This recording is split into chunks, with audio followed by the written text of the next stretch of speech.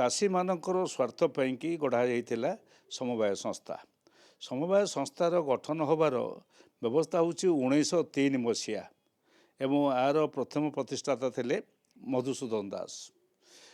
ଏଇ ଚାଷୀମାନଙ୍କ ବା କୃଷକମାନଙ୍କର ଉପକାରରେ ଲାଗିବ ବୋଲିକିରି କଥାଟାକୁ ହେଇଥିଲା। ଦୁର୍ଭାଗ୍ୟର କଥା, ଅନ୍ୟ ରାଜ୍ୟମାନଙ୍କରେ କର୍ଣ୍ଣାଟକ, ମହାରାଷ୍ଟ୍ର, ତାମିଲନାଡ଼ୁ, ଆନ୍ଧ୍ର, ବିଶେଷ ଭାବରେ ଏଇ ଷ୍ଟେଟ୍ମାନଙ୍କରେ ସମବାୟ ସଂସ୍ଥାମାନେ ବହୁ ପରିମାଣରେ ଚାଷୀକୁ ସାହାଯ୍ୟ କରୁଛନ୍ତି। ଓଡ଼ିଶାରେ ସମବାୟ ସଂସ୍ଥା ସରକାର ପରେ ସରକାର ବଦଳିଲେ ମଧ୍ୟ ଏ ଗତ 30-40 ବର୍ଷ ଧରି ଆମେ ଲକ୍ଷ୍ୟ କରୁଛୁ ଏହାର କୌଣସି ସାହାଯ୍ୟ ବା ଉପକାରିତା ଚାଷୀମାନଙ୍କ ପାଖରେ ପହଞ୍ଚି ପାରୁନାହିଁ।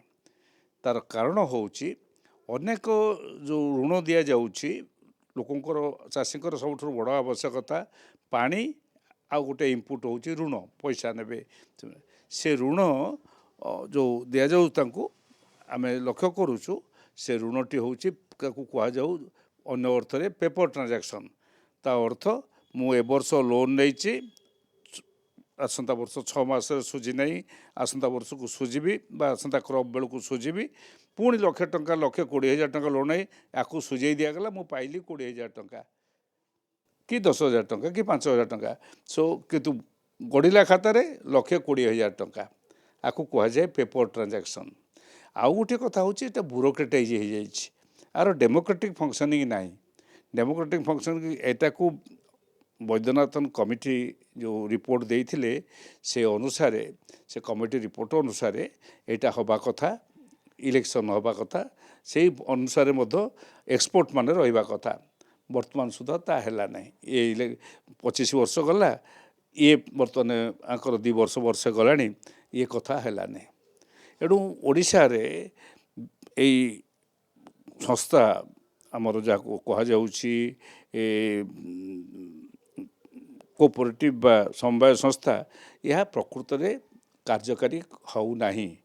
ଯେଉଁଥିପାଇଁ ଅଧିକାଂଶ ଚାଷୀ ବା କୃଷକ ତାଙ୍କର ଆବଶ୍ୟକତା ବେଳେ ପଇସା ପାଇଁକି ସୁଧିଆ ଯେଉଁ କରଜ ଲଗାଉଥିବା ଲୋକମାନଙ୍କ ପାଖରେ ହାତ ପାତୁଛନ୍ତି, ବା ଏବେ ଯେଉଁ ଗୋଟେ ନୂଆ କରଜ ସଂସ୍ଥା ବାହାରିଛି ଆମର ଯେଉଁ SHG ଗ୍ରୁପ୍, ଗାଁ ଗହଳିରେ ଯେଉଁ ଗ୍ରୁପ୍ ବାହାରିଛନ୍ତି, ଯାହାକୁ ସୃଷ୍ଟି କରାଯାଇଛି, ସେଇ ଗ୍ରୁପ୍ଠୁ ଟଙ୍କା ନେଉଛନ୍ତି ଏବଂ ତା'ର ଇଣ୍ଟରେଷ୍ଟ ପରିମାଣ ବହୁ ଅଧିକ।